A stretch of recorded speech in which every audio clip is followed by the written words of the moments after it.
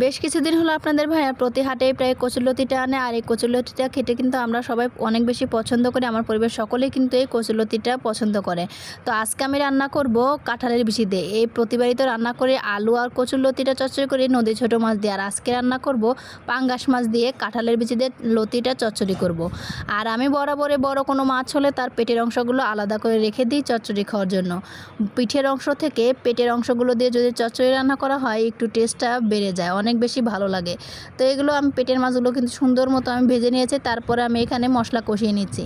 বরাবর হয়তো চচ্চড়ি রান্না করলে আমি হাতে মেখে রান্না করি, তো আজ একটু ভিন্ন রকম করে রান্না করলাম। যেহেতু পাঙ্গাস মাছ দিয়েছি এখানে আমি আদা রসুন মশলাটা বেটে সুন্দর মতো কষিয়ে নিয়ে লতিগুলো দিয়ে সুন্দর মতো কষিয়ে নিয়ে এখানে আমি ভেজে রাখা মাছগুলো একে একে দিয়ে দিয়েছি। আর এই কাঁঠালের বিচি দিয়ে কচুরলতি রান্না করলে কিন্তু খেতে বেশ মজা হয়।